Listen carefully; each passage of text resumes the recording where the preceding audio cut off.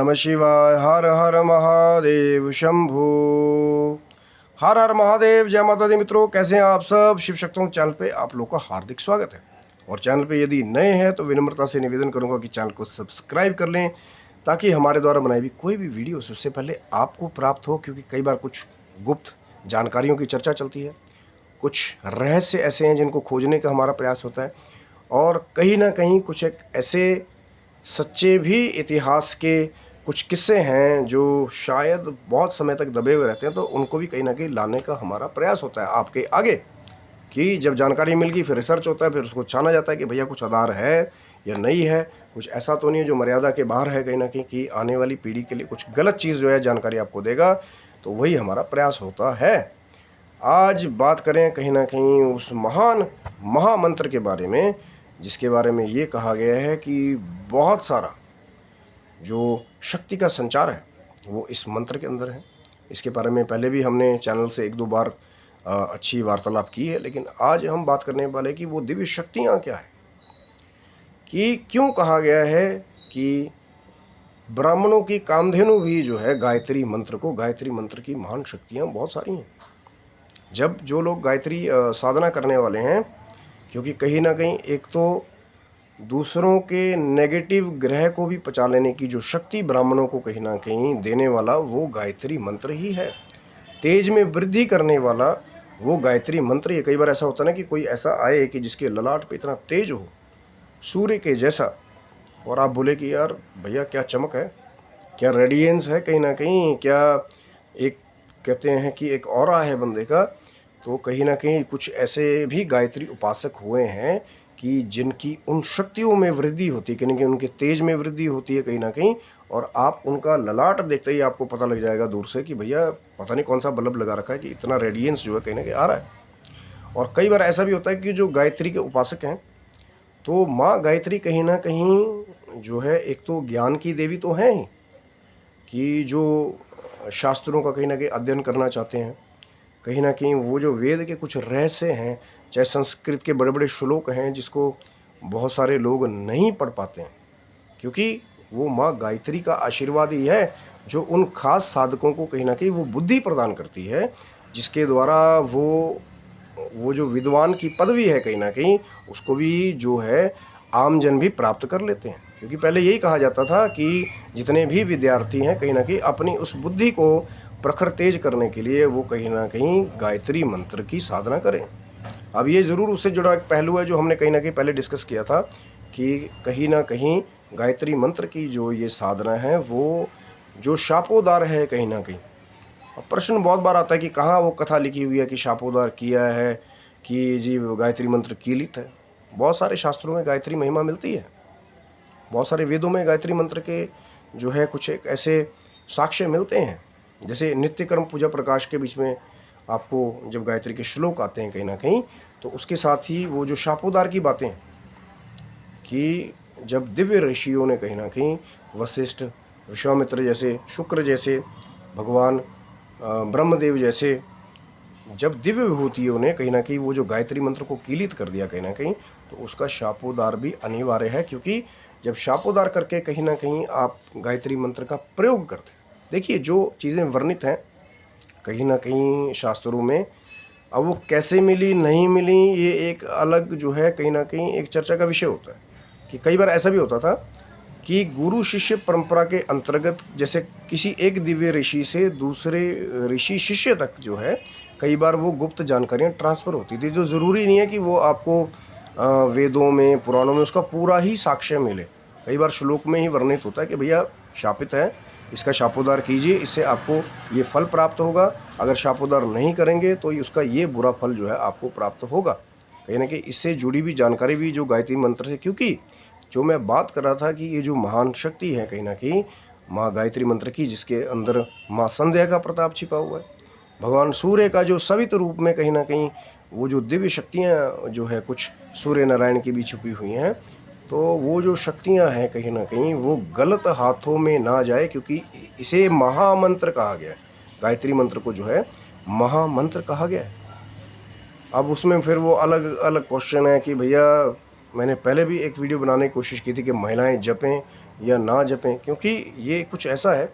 कि सिर्फ कुछ वीडियोज़ के आधार पे जो है किसी को एक सेक्शन को बांट कर देना,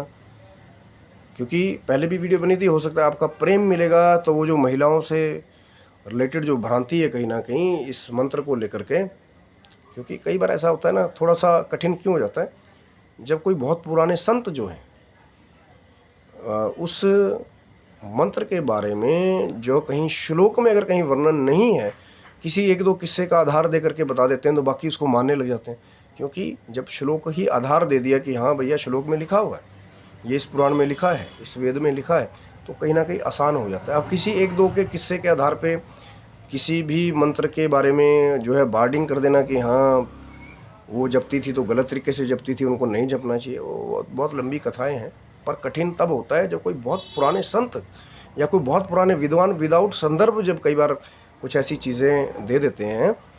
कि अब आसान क्या होता है कि हाँ श्लोक आ गया, हाँ इनको जपना चाहिए, नहीं जपना चाहिए, वर्जित लिख दिया वहाँ पे, तो फिर कहीं ना कहीं क्लियर हो जाता है कि हाँ वहाँ पे लिखा है, वहाँ पे वर्णन है उस चीज़ का। लेकिन अगर वर्णन भी नहीं है और हम अलग ही अपनी संप्रदाय या गुरु शिष्य परंपरा के अंतर्गत जो कहीं ना कहीं हम बाकी समाज पे लगाने की कोशिश करेंगे, तो थोड़ा सा चैलेंज एक बन जाता है। लेकिन ये जो मंत्र है कहीं ना कहीं गायत्री मंत्र की बहुत विलक्षण शक्तियाँ हैं, बहुत तेजपूर्ण एक साधना है, जो कहीं ना कहीं जो नित्य प्रति, जैसे वो जो द्विज है कहीं ना कहीं, अब द्विज की संख्या ही तभी मिलेगी ना। कई बार बहुत सारे लोग बोलते हैं कि भैया ये द्विज है, तो द्विज की संख्या का मतलब ही है कि जो प्रातःकाल जो ब्राह्मण 1000 गायत्री मंत्र, 1 सहस्त्र यानी कि 1000 गायत्री मंत्र जो प्रातःकाल रोज करे, वही द्विज की संज्ञा वाला कहा गया है। उसे ही कहा गया कि वो कहीं भी दान लेने का अधिकारी है, कहीं भी दान पहुँचाने का अधिकारी है, उसको कहीं भी दोष नहीं है। पर किसकी शक्ति से? वो जो दिव्य महामंत्र है गायत्री मंत्र कहीं ना कहीं। अब मैं सिर्फ मंत्र आपको आइडेंटिफिकेशन के लिए उच्चारण करके सुना रहा हूँ, और मैं माफ़ी चाहूँगा क्योंकि कुछ हमारे संत जन गुरुजन हैं वो कहते हैं कि दूसरों के आगे इसका ध्वनि रूप में प्रकट नहीं करना चाहिए। लेकिन मैं सिर्फ संदर्भ के लिए कि आपको पता लगे कि ये कौन सा मंत्र है, जिन्होंने अभी कहीं सुना भी नहीं कि भैया कौन सा मंत्र गायत्री मंत्र, उसके लिए मैं बता रहा हूँ। ओम भूर्भुवः स्वः तत्सवितुर्वरेण्यं भर्गो देवस्य धीमहि धियो यो न प्रचोदयात्। और इसी का संपूर्ण आगे कई बार पीछे ओम लगा करके फिर जो लोग हैं कई बार उसका भी जप करते हैं। सिर्फ उच्चारण के लिए और पहचान करने के लिए मैंने आपको उच्चारण करके मंत्र बताया है, लेकिन ये महान दिव्य शक्तियों से जुड़ा हुआ है। 24 दिव्य अक्षर एक एक शक्ति बीज से जुड़े हुए हैं, और महिमा अगाध कहीं ना कहीं जो अलग अलग वेदों में, अलग अलग पुराणों में, जैसे वो जो नित्य कर्म पूजा प्रकाश का जो कहीं ना कहीं दिव्य पुस्तक का विस्तार है, जब उसमें भी आप पढ़ेंगे तो आपको मिलेगा कि माँ गायत्री की क्या विलक्षण शक्ति है। लेकिन शापोदार बहुत ज़रूरी है, उसके बारे में पहले भी मैंने 1-2 वीडियोज़ में बात की थी। लेकिन फिर भी अगर आप चाहेंगे तो मर्यादित शब्दों में आप कमेंट कर सकते हैं कि हाँ महाराज शापोदार का, अब ये मत प्रश्न कई बार ये जो दूसरे आ जाते हैं ना कि भैया हाँ किसने किया, नहीं किया, कब किया, क्या संदर्भ दो। अब जो चीज़ नहीं लिखी होगी उसको देना, मैंने जैसे आपको पहले बताया, कई बार गुप्त गुरु शिष्य परंपरा के द्वारा भी कुछ चीज़ें जो हैं वो आगे जाती हैं। कुछ गुप्त भी रहस्य होते हैं कि ज़रूरी नहीं कि आपको सब कुछ ही वहीं मिल जाएगा। कुछ एक ऐसे भी साक्षात्कार हैं कि जैसे एक गुरु से शिष्य को कुछ सीक्रेट जो व्यवस्थाएं हैं कुछ मंत्रों की, कैसे जपना है नहीं जपना है, वो रहस्यपूर्ण गुप्त इसलिए रखा गया है कि वो जो कहीं ना कहीं वो जो शापोदार के जो खास मंत्र भी हैं वो भी गलत लोगों के हाथ में ना चले जाएं,